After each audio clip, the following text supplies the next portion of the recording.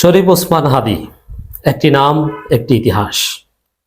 শরীফ ওসমান হাদী আল্লাহর ডাকে সাড়া দিয়ে চলে গেছেন। ইন্না লিল্লাহি ওয়া ইন্না ইলাইহি রাজিউন। দর্শক মণ্ডলী, শরীফ ওসমান হাদীর শাহাদাতের প্রেক্ষিতে আমি অতি গুরুত্বপূর্ণ স্পর্শকতার যে আলোচনা করতে চাই, আমি অনুরোধ করব শেয়ার করে বাংলাদেশের প্রত্যেকটা মানুষকে শোনার সুযোগ করে দিন, জানিয়ে দিন কি ঘটতে যাচ্ছে শরীফ ওসমান হাদীর শাহাদাত থেকে। শরীফ ওসমান হাদী কি শুধু চলে গিয়েছেন? না, শরীফ ওসমান হাদী বাংলাদেশের রাজনীতি থেকে, স্বাধীন বাংলাদেশ থেকে ইন্ডিয়ান হেজিমনি উৎখাত করে চলে গেছেন। শরীফ ওসমান হাদীর এই মৃত্যু, এই শাহাদাত বাংলাদেশের রাজনীতিতে যুগান্তকারী একটা অধ্যায়ের সূচনা করবে। পুরো জাতির দৃষ্টি এখন শাহবাগে। আপনারা জানেন যে ইনকিলাব মঞ্চ অ্যাডভান্স কর্মসূচি ঘোষণা করেছিল যে শরীফ ওসমান হাদী মৃত্যুবরণ করলে, শহীদ হলে সবাই শাহবাগে চলে আসবেন। সাংবাদিক ইলিয়াস থেকে শুরু করে ভারতের আধিপত্যবাদের বিরুদ্ধে যারা অগ্রসৈনিক আছেন তারা সবাই শাহবাগে যাওয়ার ডাক দিয়েছেন। আসুন আমরা সবাই শাহবাগে আসি। শরীফ ওসমান হাদীর ঘটনা জাতীয় নির্বাচনকে প্রভাবিত করবে। বাংলাদেশে যারা ভারতের দালালি করে রাজনীতি করে তাদেরকে প্রভাবিত করবে। শরীফ ওসমান হাদীর ঘটনা থেকে ভারতের সাথে বাংলাদেশের কূটনৈতিক সম্পর্ক ছিন্ন হয়ে যেতে পারে। শরীফ ওসমান হাদীর এই মৃত্যু থেকে, শাহাদাত থেকে, মাওলানা মতিউর রহমান নিজামীর শাহাদাত যেরকম বাংলাদেশে জামাত ইসলামীর আজকের এই ক্ষমতায় যাওয়ার, ক্ষমতার দ্বার প্রান্তে নিয়ে এসেছে জামাত ইসলামীকে, মাওলানা মতিউর রহমান নিজামী সহ জামাত নেতাদের শাহাদাত, ঠিক তদ্রুপ শরীফ ওসমান হাদীর শাহাদাত বাংলাদেশ থেকে ভারতের আধিপত্যবাদ চিরতরে দূর করে দিবে। বাংলাদেশে আর কোনো ইন্ডিয়ান হেজিমনি থাকবে না। ভারতের দালালি করে বাংলাদেশে আর কেউ ক্ষমতায় থাকতে পারবে না। শরীফ ওসমান হাদীর রক্ত বাংলাদেশ থেকে ভারতকে উৎখাত করবে। লিখে রাখেন, রাজনীতি এত সহজ নয়।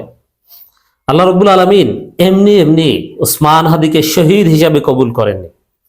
শরীফ ওসমান হাদী আমার বন্ধু, একই হলের স্টুডেন্ট ছিলাম আমরা, ঢাকা বিশ্ববিদ্যালয়ের সূর্য সেন হলের স্টুডেন্ট ছিলাম আমরা, বৃহত্তর বরিশালের। শরীফ ওসমান হাদীর মাদ্রাসা ব্যাকগ্রাউন্ড, আলেম পরিবারের সন্তান, এই হিসাবেও আমাদের সাথে অত্যন্ত সুসম্পর্ক ছিল। আমার দেখা 2010 সাল থেকে আমরা একসাথে মোটামুটি ইন্টারাকশন করে আসছি।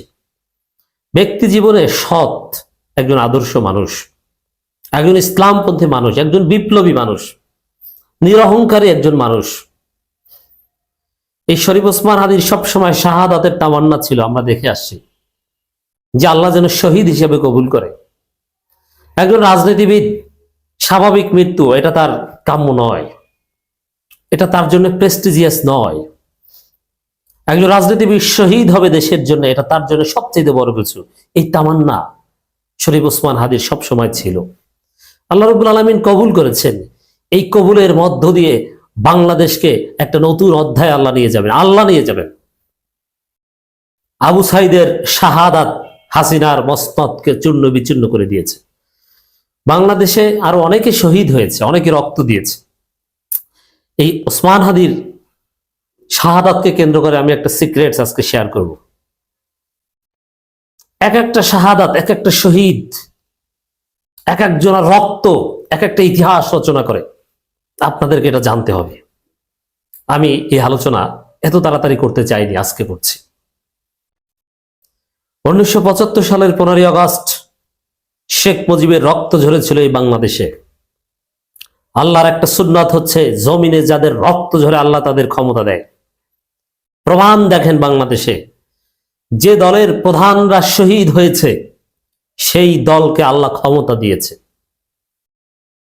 শেখ মুজিবের রক্ত ঝরেছিল, আল্লাহ রাব্বুল আলামিন আওয়ামী লীগকে ক্ষমতা দিয়েছে। আবার আওয়ামী লীগ বেড়েছিল, আওয়ামী লীগের পতন ঘটিয়েছে।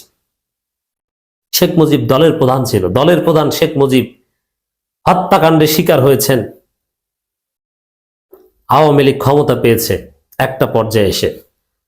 শহীদ প্রেসিডেন্ট জিয়াউর রহমান স্বাভাবিক মৃত্যু হয়নি, তাকেও হত্যা করা হয়েছে চট্টগ্রাম সার্কিট হাউসে, আপনারা জানেন। বিএনপির প্রধানকে হত্যা করা হয়েছে। বিএনপি এক পর্যায়ে রাষ্ট্র ক্ষমতা পেয়েছে।